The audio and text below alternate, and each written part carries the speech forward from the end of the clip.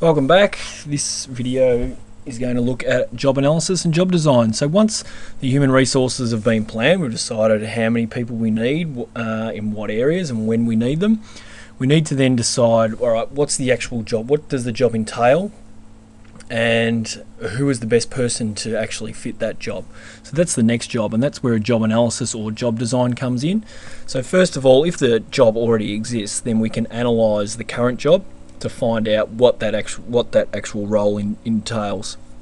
So you can look at the type of duties that need to be performed, how long each duty takes, who the actual role, who they report to, who they're responsible for, all those types of things. You can also look at, then decide what kind of person would best suit that actual job. Now, if the job is being created, so it's a new job, then you can do a job design, and so you're essentially designing a new role. So that's where you decide on what roles, tasks and responsibilities that the new job will actually entail. And it's important to note that the human resource manager needs to consider job satisfaction and motivation when they're designing a new job, because it's important that the actual job satisfies the need of the organisation, so it actually fulfills a particular role.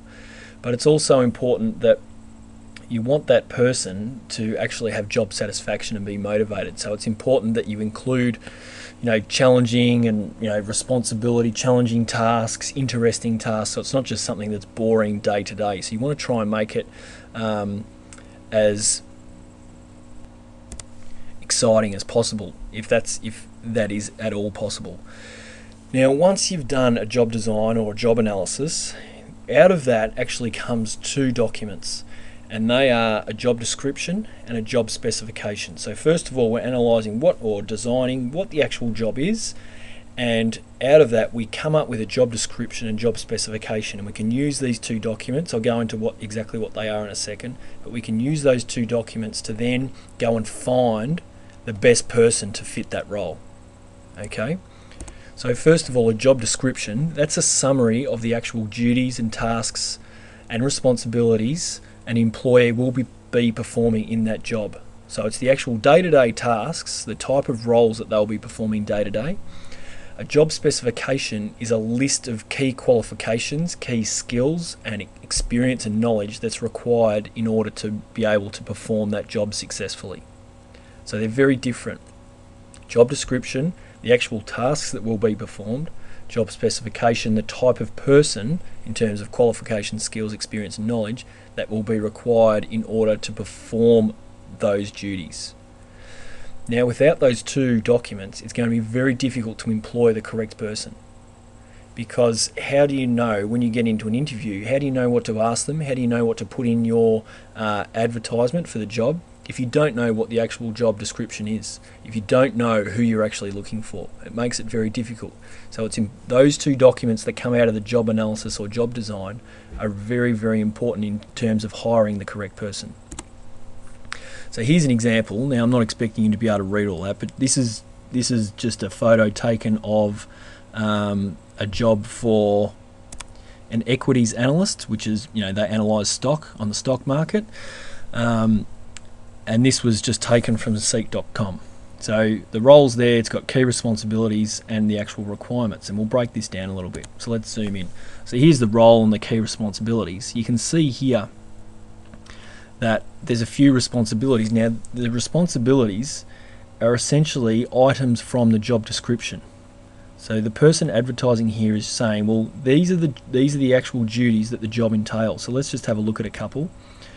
So this is something that I'd be doing: research, analyse and determine equity fair values on 15 to 20 primary Australian consumer companies. So they're analysing the actual value of 15 to 20 Australian companies on the stock exchange. So that's one of the duties, that's a responsibility that they have, an actual duty that they would do day to day. Another one, they would regularly publish reports and in-depth research pieces on coverage companies and industries. So they're producing reports. So you can see here that this is part of the job description. These are items from the job description that are put into this ad, so that the person reading it goes, oh yeah, this is what this role actually is. Okay. Now, if we go to the job specification, this is just underneath. This is the next part of the ad. where it goes into the requirements, and these are the type of characteristics that the person needs in order to be successful in the role. And these are some of the items in the job description. So these are the type of people that this organisation is looking for. And let's have a look at a couple. So, skill. You need to be able to communicate well in English, both written and orally, with public company executives and institutional investors. So that's saying you need to be able to communicate well in English, both written and orally, to senior executives and other investors. So that's important. That's the kind of person they're looking for, someone with good communication skills. So you can see here, this is now looking into the type of person that's required. And this is the job specification. Another one, in terms of qualifications that you need.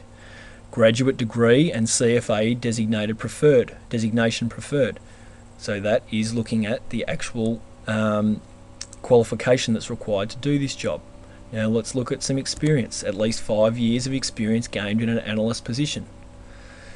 So you can see the difference between the job description and the job specification. The job description is looking at the type of duties and roles that will be required, and the job specification is looking at the type of person that would best is required to be successful in the role.